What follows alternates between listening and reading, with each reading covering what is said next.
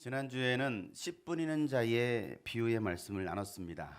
뿌리는 씨는 같은데 뿌려지는 장소에 따라서 열매를 맺을 수도 있고 맺지 못할 수도 있다라는 말씀을 나눴어요.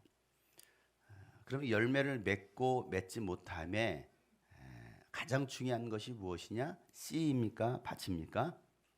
밭이라는 것이죠. 그러면 여러분은 어떤 밭입니까? 네 종류의 밭에 대해서 우리가 말씀을 나눴잖아요. 여러분은 어떤 밭입니까? 지난주에도 이 말씀의 씨앗이 여러분 가운데 뿌려졌어요. 이 현장에 계시든 또 유튜브로 참여하고 계시든 이 말씀의 씨앗이 여러분 가운데 뿌려졌는데 어떻게 여러분 그 말씀에 뿌리가 내리셨나요? 아니면 예배 끝나자마자 바로 새가 와서 그 말씀을 빼앗아 가셨습니까? 30배, 60배, 100배의 열매를 맺는 말씀. 그 밭은 말씀을 듣고 그 말씀 그대로 순종하는 밭. 그 밭은 열매를 맺는다라고 했어요. 이 가운데는 네 가지 밭이 있잖아요. 길가밭, 돌짝밭, 가시덤불밭, 좋은 밭, 좋은 땅이 있다라고 말씀하고 있어요. 나는 그러면 이 일주일 동안 우리가 살면서 일주일 동안 그 말씀을 듣고 지나쳤는데 과연 여러분 그 말씀에 뿌리를 내리셨나요? 잎이 났습니까? 꽃이 피었습니까? 열매가 맺혔습니까? 아니면 그냥 새가 와서 바로 쪼아 먹었습니까? 우리는 열매를 맺을 수 있는 좋은 밭이 되기 위해서 날마다 우리는 거름도 줘야 되고 또 돌이 있으면 돌도 골라내야 되고 가시덤불도 제거해야 됩니다. 그러면 하나님께서 이른 비와 늦은 비를 내려주셔서 우리에게 좋은 열매를 맺게 해주신다는 것이죠. 예수님께서 씨 뿌리는 비유를 말씀하신 이유는 이 바리새인들과 율법학자들이 하나님의 뜻을 제대로 이해하지 못하고 또 그래서 예수님의 그 사역을 회방했잖아요. 그러면서 자신들은 의롭다라고 생각했습니다. 나는 옳다라고 생각했어요. 이게 얼마나 어리석은 일인지 예수님께서 깨닫게 하시려고 오늘 이 비유의 말씀을 하고 계신다라는 거예요. 그리고 또 예수님을 따르는 이 무리들 가운데도 여러 종류의 마음의 밭, 그 마음의 상태가 있기 때문에 깨달으라고 오늘 예수님께서 이 비유로 말씀하시는 거예요. 그래서 예수님의 비유의 말씀은 깨어있는 자만이 이 말씀을 이해할 수 있다라고 말씀하고 있죠. 우리 4장 11절 말씀이에요. 다 같이 한번 4장 11절 말씀 시작. 예수께서 그들에게 말씀하셨다. 너에게는 하나님 나라의 비밀을 맡겨주셨다. 그러나 저 바깥 사람들에게는 모든 것이 수수께끼로 들린다. 여러분 똑같은 말씀을 들어도 지금도 동일한 말씀이 들려지고 있잖아요. 이 똑같은 말씀을 들어도 깨닫는 사람이 있는가 하면 도대체 이게 무슨 말이야 더 알아듣지 못하고 수수께끼로 들려지는 사람이 있다라는 거예요. 여러분 수수께끼가 여러분 알도록 내는 거예요? 못 알아듣게 내는 거예요? 못 알아듣게 하는 게 수수께끼 아닙니까? 그러니까 말씀도 똑같다는 거예요. 예수님께서 비유의 말씀이 어떤 사람은 수수께끼로 들리는 거예요. 도대체 뭔 소리 하는 거야? 그래서 뭐라는 거야? 왜 저런 말씀하시지? 라고 사람들은 들려지는 거예요. 여러분들은 말씀이 어떻게 들려지시나요? 매 주일마다 여러분들이 말씀을 듣는데 여러분 어떻게 이 말씀이 들려져요? 자, 이 씨 뿌리는 사람의 비유에 이어서 오늘 이 말씀은 등불에 관한 비유로 말씀하십니다. 등불의 비유예요. 자, 21절 말씀 다 같이 한번 읽어보도록 하겠습니다. 시작. 예수께서 그들에게 말씀하셨다. 사람이 등불을 가져다가 말 아래나 침상 아래에 두겠느냐? 등경 위에다가 두지 않겠느냐? 이 말씀이에요. 이걸 비유로 다시 말씀하십니다. 여러분, 이 등불이 여기 있습니다. 이 등불 여러분 어디에 둡니까? 침상 아래 둡니까? 아니면 이 등경 위에다 둡니까? 그럼 물어나면 안 하잖아요. 이렇게 켜놓고서 이것을 이 안에 천둥이 떨어질 것 같긴 하지만 자 이렇게 켜놨으면 이건 지금 밝히려 켜놓은 거잖아요. 이걸 켜놓고서 이 안에다 집어넣는 주관사가 있어요? 가끔 그럴 수도 있어요. 주관사가 저를 골탕 먹이려고. 여러분 불을 켰습니다. 이 불을 켠 걸 어디에 둡니까? 오늘 이 위에다 올려놓잖아요. 이 불을 밝히려고. 그럼 물은 안 많아요. 자 그러면 여기서 왜 예수님께서 이 등불에 대한 비유를 말씀하시느냐는 거예요. 당연한 얘기를 하고 있어요. 당연한 얘기인데 그 당연한 얘기를 예수님께서 비유로 또 말씀하시는 거예요. 씨 뿌리는 비유 다음에 이 비유로 말씀하십니다. 왜 이 말씀을 하십니까? 그러면 예수님께서 말씀하시는 이 등불은 또 뭐고, 위에다 둔다 아래다 둔다, 이게 도대체 무슨 말이냐는 것이죠. 비유는요, 비밀에 관한 말씀이에요. 아까 수수께끼라고 말했던 것처럼 비밀입니다. 여러분, 어떤 비밀일까요? 전 시간에 말했어요. 어떤 비밀일까요? 감사해요. 또 잊어버렸군요. 새가 쪼아먹었나요? 뭐예요? 어떤 비밀? 하나님 나라에 대한 비밀이에요. 비밀은 하나님 나라에 대한 비밀.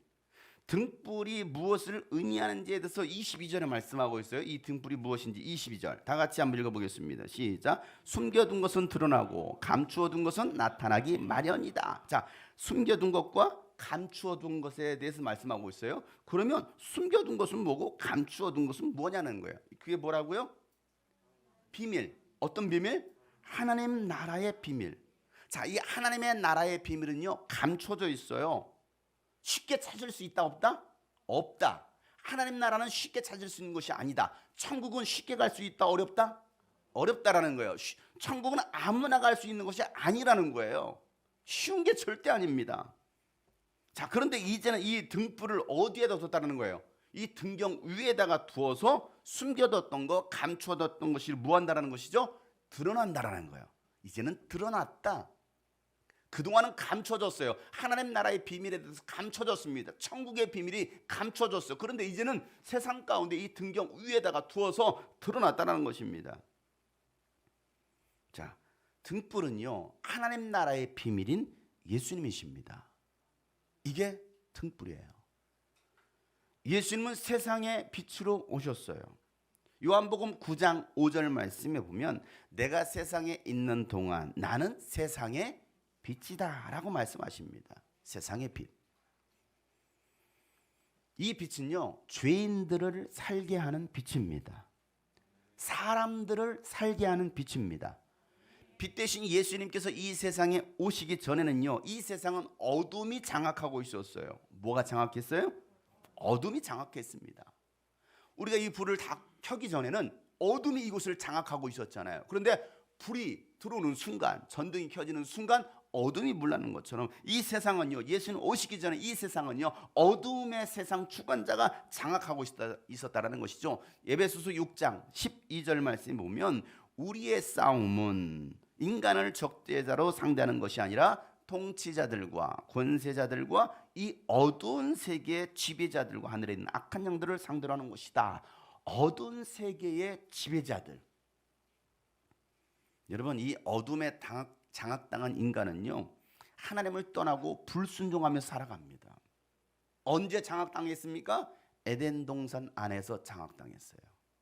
아담 이후로 모든 인간들은요, 어둠에 장악당합니다. 그래서 하나님을 찾지 않아요. 하나님을 떠나는 거예요. 하나님을 예배하지 않습니다. 우상을 만들어서 그것들에게 복을 달라고 막 절을 하며 살아갑니다. 세상의 어둠의 이 주관자들은요, 이 마귀는요, 철저하게 인간들이 하나님을 떠나도록 만들었어요. 이게 어둠을 장악하고 있는 마귀가 하는 일이에요. 자, 어제는 10월 31일이었습니다. 10월 31일. 어제 무슨 날인지 아셔요? 무슨 날이었습니까? 아주 세상이 굉장히 떠들썩했는데 어제. 네, 어제는 504년 전 1517년 10월 31일 마틴 루터가 타락한 로마 카톨릭에 대항해서 95개조 방방문을 비텐베르크 성당에 붙여놓고서 종교 개혁을 일으킨 날이 어제였습니다. 504년 전 종교 개혁일입니다. 종교가 타락하고 하나님의 말씀에서 떠났던 것에 대해서 성경으로 돌아가자 외치면서 비텐베르크 성당에 방방문을 붙이고서 시위하고 항의하고 종교 개혁을 일으켰던, 그런데 이 종교 개혁일보다는 전 세계가 할로윈데이로 떠들썩했어요. 할로윈데이가 뭡니까? 죽은 자를 숭배하는 거거든요. 제사의식입니다. 영적 제사. 귀신을 불러들이는 거예요. 여러분, 대한민국은요, 이 할로윈데이하고는 아무런 상관이 없었던 나라입니다. 여러분, 비슷한 게 있죠. 제사. 그런데 이 할로윈데이 10월 30일은 아무 상관도 없습니다. 우리 교회 달력에도 10월 31일 종교개혁일이라고 써 있습니다. 그런데 이제는요, 그 상관없었던 나라가 어린이, 유치원 어린아이들부터요, 청년들까지, 아니 어른들까지 이 할로윈데이 미쳐 있어요. 어딜 가봐도, 상가를 가봐도, 어딜 가봐도 분장하고 돌아다닙니다. 뭐 홍대, 뭐 이태원, 뭐 이런 데는요 난리예요. 할로윈데이는요, 귀신을 숭배하고 귀신을 불러들이는 날이에요. 이게 귀신들의 축제가 할로윈데이예요. 사탄은요, 아주 교묘하게 사람들에게 하나님에 대한 이 종교 개혁을 잊게 만들어요. 그래서 하나님이 아닌 사탄을 숭배하도록 만들어내는 거예요. 그래서 없었던 이 축제도 만들어서 영적인 것을 잊게 만듭니다. 하나님에게서 떠나게 합니다.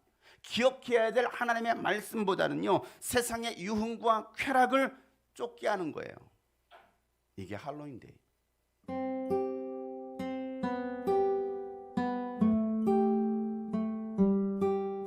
저는 지금 체코 프라 야누스 광장 야누스 동상 앞에 와 있습니다. 야누스는 600년 전 이 체코의 신학자로서 존 위클리프의 영향을 받아서 오직 성경만이, 하나님 말씀만이 진리라는 것을 선포하고 또 교황청의 타락과 부패를 정면으로 대적하면서 종교개혁을 일으키고자 했던 위대한 신학 지도자였습니다. 1411년 교황 요한 23세에 의해서 결국은 그는 파문을 당하게 됩니다. 그리고 콘스탄틴 공유에 의해서 1415년 그는 화형에 처해지게 됩니다. 그가 죽기 전에 했던 말, 비록 나는 거위처럼 이 땅에서 죽어가지만 앞으로 100년 후에 백조가 나타날 것입니다. 이 백조가 종교 개혁을 완성시킬 것입니다 라고 예언을 합니다. 그의 말처럼 100년 뒤에 종교 개혁을 일으키는 위대한 지도자가 나오는데 그가 바로 루터입니다. 오늘 이 땅 가운데 500년 전 복음을 외치고 성경으로 돌아가자고 외쳤던 이 종교 개혁지에 지금은 더 이상 복음을 찾아보기 힘든 그런 지역이 되었습니다. 유럽뿐만이 아니라 또 대한민국 땅에도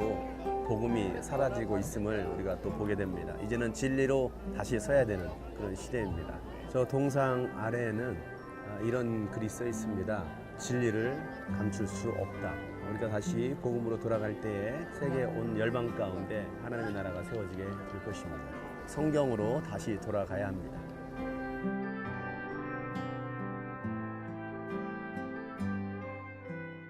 우리는 미혹되어서는 안 됩니다. 많은 사람들이, 아니 기독교인들조차도 미혹되어 있어요. 여러분 어떻습니까? 하나님의 말씀 안에 거하십니까? 아니면 말씀 밖에 거하십니까? 예수님은 세상에 빛으로 오셨어요. 빛으로 오셨지만 어둠의 세상 주관자에게 사로잡혔던 그 인간들은요, 빛 대신 예수님을 알아보지 못해요. 어둠의 영이 사로잡히다 보니까 예수 그리스도를 알아보지 못해요. 왜요? 마귀가 구원받지 못하도록 눈과 귀를 다 가려버린 거예요. 귀를 닫게 만들고 눈을 가리웠습니다.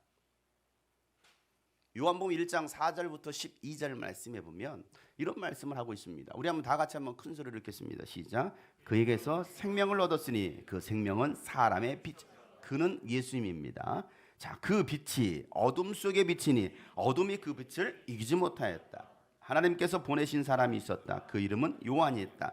그 사람은 그 빛을 증언하러 왔으니 자기를 통하여 모든 사람을 믿게 하려는 것이었다. 그 사람은 빛이 아니었다. 그는 그 빛을 증언하러 왔을 따름이다. 참 빛이 있었다. 그 빛이 세상에 와서 모든 사람을 비추고 있다.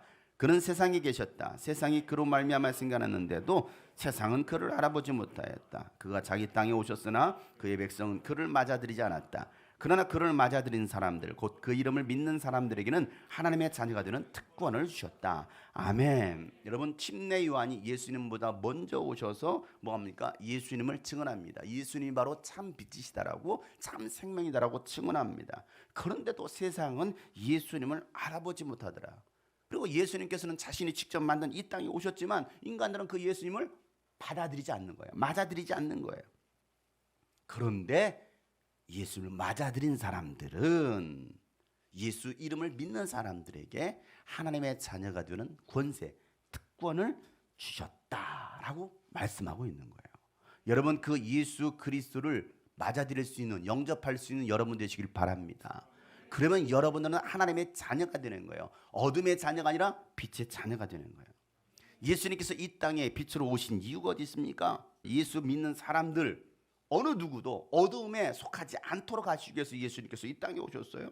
요한복음 8장 12절 말씀에서도 이렇게 말합니다. 예수께서 다시 그들에게 말씀하셨다. 나는 세상의 빛이다. 나를 따르는 사람은 어둠 속에 다니지 아니하고 생명의 빛을 얻을 것이다 라고 말씀하고 있어요. 이 생명의 빛을 소유하는 여러분 되시길 바랍니다. 요한복음 12장 46절 말씀에서도 동일한 말씀을 합니다. 다 같이 한번 읽겠습니다. 시작. 나는 빛으로서 세상에 왔다. 그것은 나를 믿는 사람은 아무도 어둠 속에 머무르지 않도록 하려는 것이다. 여러분을 왜 부르셨습니까? 왜 구원하셨습니까? 어둠 가운데 머물지 않도록 하시게 하시려고 예수님께서 이 땅에 오시고 여러분을 구원하셨다는 거예요. 그런데도 이 바리새인들과 율법학자들은요, 예수님을 받아들입니까? 받아들이지 않아요. 아무리 기적을 보여주고 아무리 하나님 나라에 대해서 말씀을 해도 그들은 받아들이지 않습니다. 왜 받아들이지 않습니까? 그들이 예수님을 하나님의 아들로 인정하지 않는 이유, 그 이유가요, 자신들의 행위가 세상에, 자신들의 그 악한 행위가 세상에 드러날까 봐 두려워서 예수님을 인정하지 않습니다. 왜 세상 사람들이 교회 안으로 들어오려고 하지 않습니까? 교회는 죄에 대해서 말합니다. 그러니 그 죄가 드러날까 봐 두려워서 사람들은 예수님 앞에 나오지 않아 믿지 않으려고 하는 거예요. 요한복음 3장 19절부터 21절 말씀에도 이렇게 말씀하십니다. 다 같이 읽겠습니다. 시작. 심판을 받았다고 하는 것은 빛이 세상에 들어왔지만 사람들이 자기들의 행위가 악함으로 빛보다 어둠을 더 좋아했다는 것을 뜻한다. 악한 일을 저지르는 사람은 누구나 빛을 미워하며 빛으로 나오지 않는다. 그것은 자기 행위가 드러날까 봐 두려워하기 때문이다. 그러나 진리를 행하는 사람은 빛으로 나온다. 그것은 자기 행위가 하나님 안에 이루어졌음을 드러내는 것이다. 아멘. 여러분, 사람들, 세상의 사람들, 하나님을 알지 못하고 예수를 믿지 못하는 사람들은 자신의 행위가 얼마나 악한지, 그래서 빛보다 무엇을 좋아합니까? 어둠을 좋아하잖아요. 세상의 타락 문화를 더 좋아하잖아요. 근데 교회는 어떻습니까? 기독교는 어떻습니까? 그러한 것들을 세상의 악의 문화들을 갖다가 반대하고 있습니다. 그러니 자신들의 죄가 드러날까 봐 두려워서 하나님 앞에 나오지 않아요. 예수를 인정하지 않으려고 합니다. 그리고 오히려 뭐합니까? 기독교를 반대하고 비난하는 거예요. 그리고 하나님이 아닌 사탄을 숭배하도록 이런 문화들을 만들어내는 거예요. 세상의 문화로, 세상의 가요로, 노래로, 영화로, 수많은 것들로 하나님에게서 떠나게 만들어내는 거예요. 여러분, 예수님의 말씀을 들으면요, 죄가 드러나요. 여러분들도 예수님의 말씀을 들어보세요. 죄가 드러납니다. 마태복음 5장에서는요, 마태복음 5장이 무슨 말씀이에요? 산상수훈, 팔복에 관한 말씀 아닙니까? 여러분, 마태복음 5장에서 팔복에 대해서 말씀을 선포하셨다고 한다면 마태복음 23장은요 8가지 저주에 대해서 말씀합니다. 누구에게? 외식하는 바리새인들과 율법학자들에게. 그러면서 너희들의 죄를 회개하지 않으면 하나님의 심판을 받게 된다라고 예수님께서 책망하시는 거예요. 화 있을진저 외식하는 서기관과 바리새인들이요, 화가 있도다. 너희들이 하나님의 저주가, 하나님의 심판이 있도다라고 예수님께서 강력하게 말씀하셔요. 여러분, 이런 말씀을 들을 때 여러분 찔림 받지 않겠어요? 당연히 찔림 받게 되겠죠. 그래서 이 바리새인들과 율법학자들은 모의해서 뭐합니까? 예수를 죽이려고 하는 거예요. 빛 대신 예수님께서 세상에 오시니까 이 어둠들이 다 드러납니다. 다 드러나요. 여러분, 세상에 참된 진리가 무엇인지 다 드러나는 거예요. 그러니 어둠은 떠날 수밖에 없고, 또 어둠이 떠난 곳에는 하나님의 영광만이 가득한 거예요. 그래서 이 등불을 침대 아래 두는 것이 아니라 어디 두는 것이다? 이 위에다가 두는 것이다 라고 말하고 있어요. 불을 껐을 때는 몰라요. 근데 불을 켜는 순간 여기 쓰레기 있네. 아유, 누가 커피 먹고 여기다 그냥 쓰레기 놓고 갔네. 다 드러나잖아요.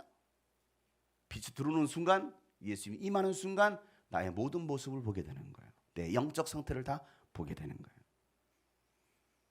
여러분, 예수님이 세상이 빛인 것처럼 예수를 믿는 여러분들도 세상이 빛입니다. 이제는 여러분 어둠의 일에 벗어나서 빛 가운데 나와 또 빛의 자녀로 살아갈 때 세상은 여러분을 통해서 하나님께 영광을 돌리게 되는 거예요. 세상은 여러분을 통해서 하나님을 알게 되는 거예요. 세상이 달라지는 거예요. 그리고 어둠은 떠나가는 거예요.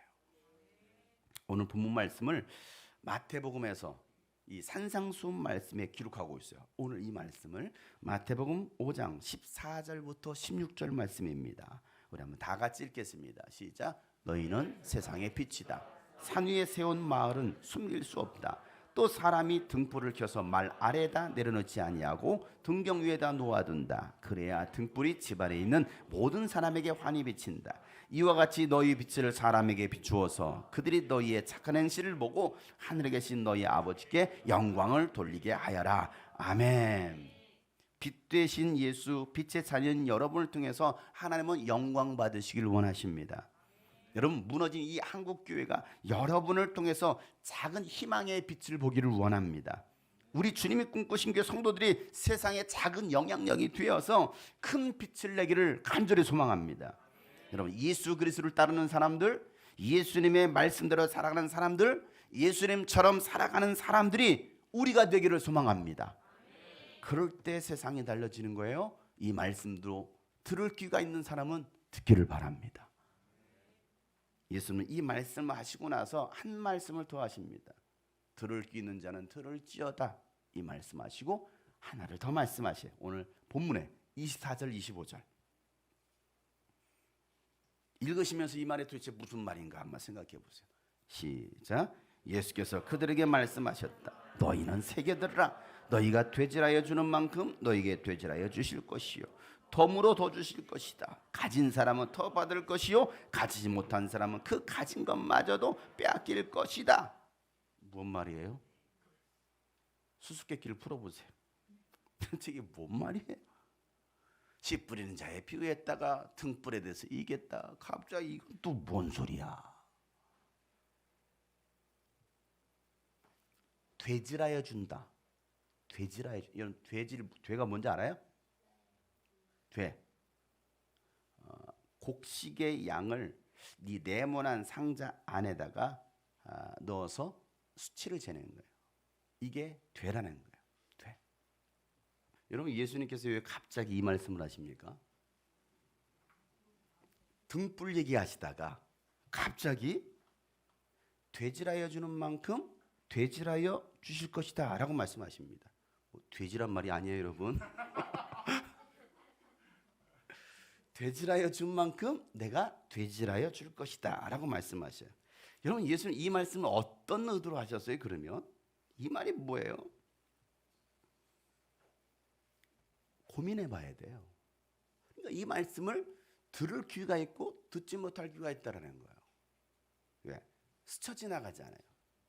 한마디 내뱉고 그냥 가시는 거예요. 도대체 이 말씀이 무슨 말씀입니까? 계속 묵상하고. 여러분, 이 말씀은요, 앞에서 말씀하셨던 비유의 연장선에서 이해하셔야 됩니다. 계속 이 말씀이, 이 비유 말씀이 계속 이어지고 있어요. 어디서부터요? 씨 뿌리는 비유에서부터. 근데 씨 뿌리는 비유를 왜 하셨어요? 그 전에 있었던 사건이 있었잖아요. 어떤 사건이 있었어요? 예수님이 귀신을 내어쫓는 것이 마귀가 들렸어. 그래서 예수님께서 성령을 배방한다라고 말씀하시고, 그 전에 또 무슨 사건들이 있었습니까? 계속 그런 사건들이 있었잖아요. 그런 수많은 사건 뒤에 씨 뿌리는 비유 말씀하시고 등불 비유하시고 오늘 이 말씀을 하시는 거예요. 그러면 이 말이 무슨 말이에요? 예수님이 계속해서 말씀을 깨닫는 자와 깨닫지 못하는 자에 대해서 계속 말씀하고 계시는 거예요. 누가 깨닫는 자고 못 깨닫는 자냐는 거예요. 여러분, 이 되질한다는 것은요, 이 되질을 한다는 것은 정확한 수치를 재기 위해서 뭐 합니까? 신경을 쓴다라는 거예요. 그냥 대충 두지 않아요. 그잖아요. 한 말 주세요, 한 대 주세요 하는 게 뭡니까? 신경을 쓰는 거예요. 아무렇게나 주는 게 아니에요. 그와 같이 예수님의 말씀을 대충 듣는 것이 아니라 되질하듯이 신중하게 듣고 또 그 말씀을 잘 받아들인 사람, 잘 깨달은 사람에게는 뭐 하신다라는 거요? 덤으로 주신대요. 덤으로. 너희들이 되질했어? 그러면 내가 너에게 덤으로 줄 거야. 이건 긍정의 의미잖아요. 그죠? 부정의 의미가 아니에요. 긍정의 의미입니다. 자, 그러면 이 말씀을 지금 듣는 대상이 누구입니까? 이 말씀 성경대로 하면 그들, 너희들 이렇게 말하고 있잖아요. 그들에게 예수님 말씀하시기를 내가 너희에게 말하기를. 자, 그럼 이 너희들은 누구예요? 제자들이에요. 제자들에게 말씀하고 있는 거예요. 이 제자들에게는 하나님 나라의 비밀을 하나하나 풀어주셨어요. 알게 했습니다. 깨닫게 하셨습니다. 그리고 이들에게는 뭐 하신 거예요? 덤으로 더 주신 거예요. 덤으로 더 주셨어요. 그래서 가진 사람은 더 많이 받을 것이고 가지지 못한 사람은 가진 것마저도 빼앗길 것이다라고 말씀하고 있어요. 가지지 못한 사람들이 누구예요? 가지지 못한 사람들이 누구예요? 바리새인들, 율법학자들, 깨닫지 못하는 자들이에요. 능히 가져야 될 사람들이 가지지 못하고 있는 거예요. 하나님의 말씀을 사모해서 그 말씀을 자꾸 들으려 하고 읽고 연구하고 마음에 새기는 사람에게는요, 하나님께서 하나님 나라의 비밀을 깨닫게 하실 뿐만 아니라 덤으로 더 많은 은혜를 주시겠다라는 거예요. 그런데 하나님의 말씀에 대해서 관심이 없어요. 귀찮아요. 게을러요. 그래서 말씀을 가지지 못한 사람은요, 그 가진 것마저도 빼앗아 버리겠다라고 예수님께서 말씀하시는 거예요. 씨 뿌리는 사람의 비유처럼 열매를 못할 뿐만 아니라 있는 것마저도 빼앗길 사람이라는 거예요. 교회 안에는 이런 사람들이 있다라는 것이죠. 네 종류의 판. 세 사람 뭐 했습니까? 아무런 열매조차도 없었어요. 아무런 열매를 나타내지 못했어요. 아무리 하나님의 말씀을 들어도 깨닫지 못하고 열매 맺지 못하는 사람들, 아니 그 있는 것마저도 빼앗겨버릴 사람들. 우리 지난주부터 21일간 우리 감사 대행진을 하면서 매일 감사하자, 매일 하루에 3가지 감사 노트를 쓰자, 또 매일 성경 읽자, 성경 통독하고 매일 전도하고 매일 기도하고 매일 헌신하도록 하자라고 말했습니다. 여러분, 이 감사 대행진에 지난주부터 적극적으로 참여하시는 분이 계시는가 하면 관심도 없는 분도 계셔요. 교회가 뭐 해? 하든지 말든지 나는 그냥 뭐 내일 나는 내 인생 내가 살련다 하고서 전혀 관심 없는, 똑같이 하나님의 말씀이 선포되었고 똑같이 함께 감사 대행진을 진행하고 있지만 관심 밖에 있는 사람, 그 관심 안에서 되지라는 사람이 있다는 거예요. 여러분 어떤 사람이에요? 지난주 말씀을 들었어도 여전히 길가 빠신 사람, 여전히 돌짝 빠시고 여전히 가시던 불로 인해서 열매를 맺지 못하는 사람들이 이 안에, 그 공동체 안에 예수님을 따르는 무리들 가운데 있다라는 거예요. 바리새인들과 율법학자들은 말할 것도 없고 예수님을 따르는 그 무리들 가운데, 여러분 가운데, 우리 교회 가운데 있다라는 거예요. 그런 분들은 결국 가진 것마저도 빼앗길 것이다 라고 오늘 예수님께서 말씀하셔요. 여러분은 간절함으로 되지라고 계십니까? 여러분은 간절함으로, 여러분 얼마나 사모함으로 여러분 되지라고 계십니까? 하나님의 말씀을 듣고 그 말씀을 열매를 맺기 위해서. 되지하지 않는 분은요, 결국 가진 건 모두 빼앗길 뿐만 아니라 오히려 그 가지고 있는 분에게 더 풍성하게 주시겠다라고 말씀하고 있어요. 사모하는 이들에게, 열심히 있는 이들에게 내가 그들에게 더 채워주겠다라고 오늘 예수님께서 말씀하시는 거예요. 이 말씀에 대해서요, 마태복음 25장에서는요 더 자세하게 기록하고 있습니다. 마태복음 25장 26절부터 30절 말씀이에요. 다 같이 한번 읽겠습니다. 시작. 그러자 그의 주인이 그에게 말하였다. 악하고 게으른 종아, 너는 내가 심지 않은 데서 거두고 뿌리지 않은 데서 모으는 줄 알았다. 그렇다면 너는 내 돈을 돈놀이하는 사람에게 맡겼어야 했다. 그랬더라면 내가 와서 내 돈에 인자를 붙여 받았을 것이다. 그에게서 그 1달란트를 빼앗아서 10달란트 가진 사람에게 주어라. 가진 사람에게는 더 주어서 넘치게 하고 갖지 못한 사람에게는 있는 것마저 빼앗을 것이다. 이 쓸모없는 종을 바깥 어두운 데로 내쫓아라. 거기서 슬피 울며 이를 가는 일이 있을 것이다 라고 말하고 있어요. 여러분, 되질하지 않는 사람, 일하지 않는 사람, 게으른 사람, 사모하지 않는 사람들은 쓸모없는 종이다 라고 말씀하셔요. 쓸모없다라는 거예요. 그들은 결국 어두운 바깥으로 쫓겨나서 거기서 슬피 울며 이를 갈미 있을 것이다라고 오늘 예수님께서 말씀하고 계셔요. 사랑하는 형제 자매 여러분, 오늘도 예수님은 이 하나님 나라의 비밀에 대해서 우리에게 비유로 말씀하십니다. 이 말씀을 듣고 깨닫는 여러분 되시기를 축복합니다. 빼앗기는 사람이 아니라 더 풍성하게 받아 누릴 수 있는 여러분 되시기를 바랍니다. 예수님께서 이 땅에 오신 이유, 어둠의 영들에게, 어둠의 주관자들에게 빼앗겼던 그 모든 것들을 되찾으셔서 여러분에게 풍성하게 주시려고 예수님께서 이 땅에 오셨다는 거예요.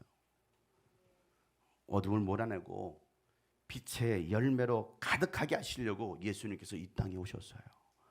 그런데도 우리가 여전히 알지 못해서, 깨닫지 못해서 누리지 못한다면 여러분 얼마나 억울합니까? 요한복음 10장 10절 말씀에 예수님께서 이렇게 말씀하시죠. 도둑은 다만 훔치고 죽이고 파괴하려고 하는 것뿐이요, 나는, 예수님은 양들이 생명을 얻되 더 넘치게 얻게 하시려고 예수님께서 오셨다라는 거예요. 여러분에게 넘치도록 주시려고. 오늘도 예수님은요, 여러분에게 풍성한 생명을 주시려고 모든 것을 다 준비하셨습니다. 여러분의 삶에 넘치는 복을 주시려고 모든 것을 준비하셨습니다. 이제는 여러분 받아 누려야 되지 않겠습니까? 언제까지 여러분 정말 아주 그렇게 사시겠어요? 받아 누리는 자들. 신명기 28장 3절부터 6절 말씀처럼 성읍에서도 복을 받고 들에서도 복을 받고 태가 복을 받아서 자식을 많이 낳고 땅이 복을 받아서 열매를 풍성하게 내고 집짐승이 복을 받아서 번식하고 소도 많아지고 양도 새끼를 많이 낳고 곡식 광주리도 반죽 그릇도 복을 받고 들어와도 복을 받고 나가도 복을 받을 것이다. 이 말씀의 복을 받아야 되지 않겠습니까? 저의 간절한 소망이 있다고 한다면 우리 성도들이 이런 복을 받았으면 좋겠다라는 거예요. 아무리 세상이 다 어렵다라고 말하고 위기 가운데 있다고 하지만 위기가 곧 기회이지 않습니까? 하나님께 복을 받아 누릴 때 되지 않았습니까? 그러기 위해서는요, 이 복을 받을 수 있는 유일한 방법은 하나님의 말씀을 듣고 깨닫고 그들을 순종하며 살아가는 것입니다. 오늘 이 성경 통독했잖아요. 신명기 말씀 읽었잖아요. 내 말씀을 듣고 지켜 행하는 자, 그들에게 내가 이와 같이 복을 주겠다라고 오늘 주님께서 약속하셨어요. 바리새인들과 율법학자들처럼 들어도 깨닫지 못하고 어리석게 성령을 회방하는 자들이 아니라 하나님의 나라의 이 비밀을 가진 자가 되어서 세상에 하나님의 영광을 드러낼 수 있는 여러분 되시기를 주의 이름으로 축복합니다. 오늘 예수님은 우리 가운데 빛으로 오셨어요. 여러분은 빛의 자녀가 되었습니다. 세상 가운데 밝히셔야죠. 예수님은 세상의 모든 것들을 드러내셨잖아요. 어둠이 떠나갔잖아요. 어둠에 속하지 않게 하시려고 예수님께서 여러분 가운데 찾아오셨잖아요. 그런데 왜 우리가 여전히 깨닫지 못하여서 예수님 안에 들어오지 못하고 세상 가운데 여러분 어둠 가운데 여러분 헤매십니까? 이제는 여러분 빛 가운데 예수님 안에 들어오셔서 예수님 주시고자 하시는 그 모든 복을 받아 누릴 수 있는 우리 성도들 되기를 주 이름으로 축복합니다. 나를 세상의 빛으로 부르신 주님 비추소서. 빛을 비추리라. 나를 세상의 빛으로, 나를 세상의 빛으로 부르신 주님 비추소서. 나도 주님의 빛을 비추리라. 나를 세상의 빛으로 부르신 주님, 나를 세상의 빛으로 부르신 주님 비추소서. 나도 주님의 빛을 비추리라. 어둠을 밝히는 빛, 어둠을 밝히는 빛, 온 세상을 비추는 빛, 산 위에 마음이 숨기지 못한 어둠을 밝히는 빛, 어둠을 밝히는 빛,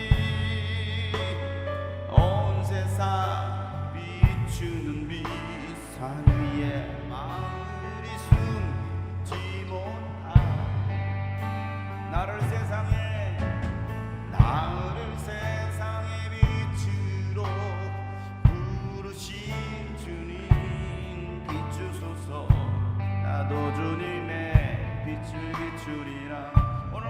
뛰어가며 나를 세상의 빛으로 부르신 주님, 나를 세상의 빛으로 부르신 주님 비추소서. 나도 주님의 빛을 비추 나를 세상의 빛으로, 나를 세상의 빛으로 부르신 주님 비추소서. 나도 주님의 빛을 비추니라. 어둠을 밝히는 빛, 어둠을 밝히는 빛, 온 세상 비추는 빛, 산 위에 마음이 숨기지 못하네. 어둠을 밝히는 빛, 온 세상 비추는 빛, 산 위에 마음이 숨기지 못하네. 어둠을 밝히는 빛, 온 세상 비추는 빛, 산 위에 마을이 어둠을 밝힙시다. 어둠을 밝히는 빛, 어둠을 밝히는 빛, 온 세상 비추는 빛, 산 위에.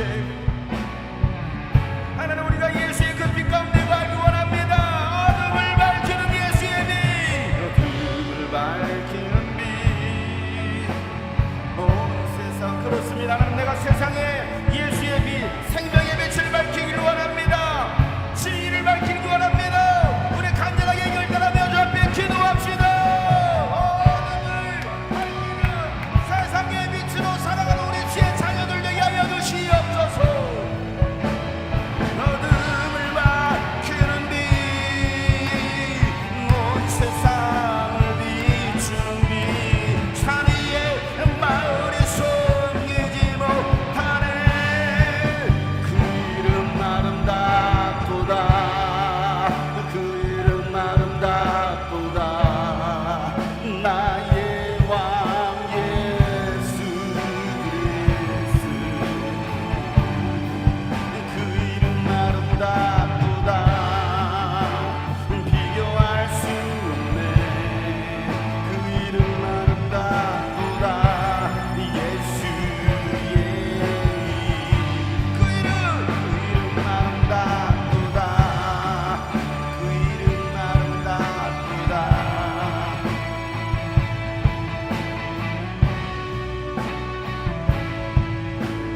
그 이름 아름답도다. 비교할 수 없네. 그 이름 아름답도다. 예수의 이름.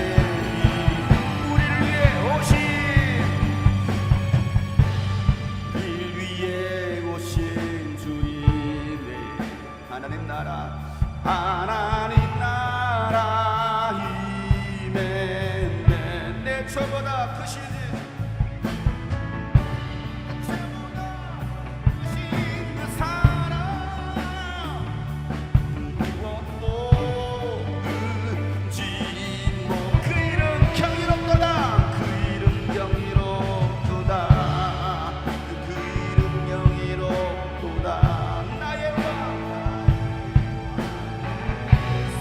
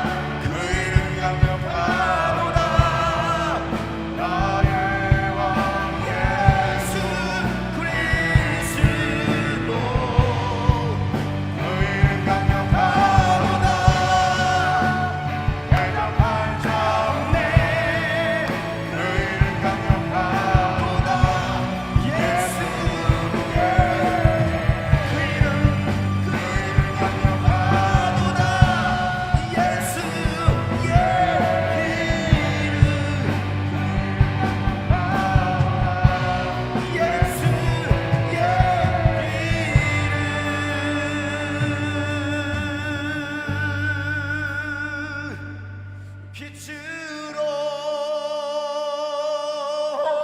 오신 예수여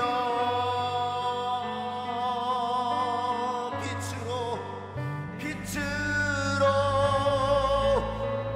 오신 예수여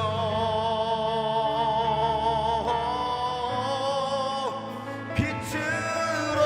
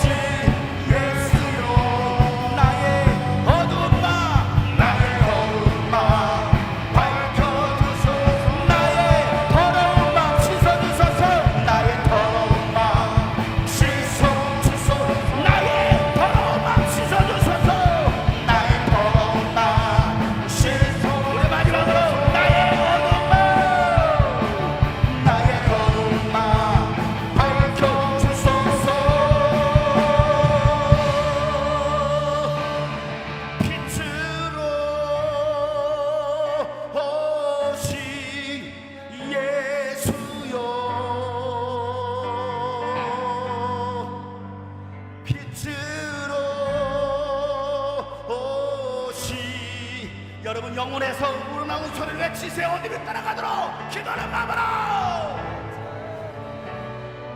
빛으로 예수여 나의 어둠아 나의 어둠아 씻어 주소서 빛으로 오시 예수여 여러분 간절한 마음으로 우리 가운데 주님 오시옵소서. 예수여 주 예수를 믿으라. 그리하면 너와 내 집에 구원을 얻으리니 영접하는 자곧 그 이름을 믿는 자들에게는 하나님의 자녀의 권세를 주리니 어둠아 밝혀 우리 마지막으로 주님께 두 손 높이 들고 빛으로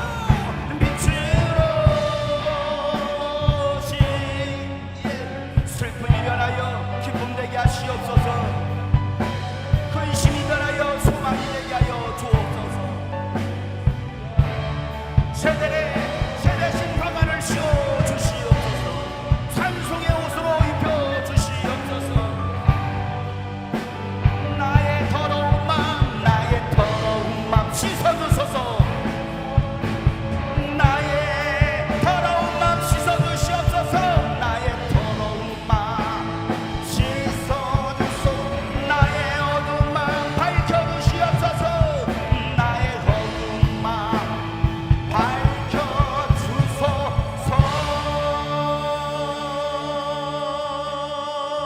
할렐루야. 주님께서 여러분에게 자유를 주신 것을 믿으시길 바랍니다. 주님께서 주시고자 하는 그 모든 복을 받아 누릴 수 있는 우리 모든 성도들 되기를 축복합니다. 그러기 위해서는 하나님의 말씀을 듣고 깨닫는 거예요. 그 말씀대로 살려고 몸부림치는 것입니다. 그들에게는 하나님께서 준비하신 모든 복을 주실 것이고 여러분의 삶에 30배, 60배, 100배의 열매가 맺힐 것입니다. 하나님 오늘도 이 말씀 듣고 깨닫는 저희들 되게 하시고 이 말씀의 결실을 맺는 우리 모든 성도들 되게 하여 주시옵소서. 오늘도 주님께 귀한 예물을 드립니다. 주의 말씀 따라 11조를 드립니다. 주일 예물을 드리고 감상금과 성경금과 하나님 이 모든 예물을 받으시사 이 예물을 통하여 주님의 나라가 세워지게 하시고 주님의 몸된 교회가 하나님 이 땅과 열방 가운데 세워지도록 주님 물질을 사용하여 주시고 우리 성도들에게도 하나님 복의 복을 더하여 주시옵소서. 이제는 우리 구주 예수 그리스도의 은혜와 하나님 아버지의 놀랍고도 지극하신 사랑과 성령님의 감화 감동 교통 충만하심이 말씀을 듣고 깨닫는 빛 가운데 거하는 등불을 등 위에 세우는 모든 결심한 하나님의 사람들 머리 위에 이제부터 영원토록 함께 하시기를 간절히 축복하며 기도하옵나이다. 아멘.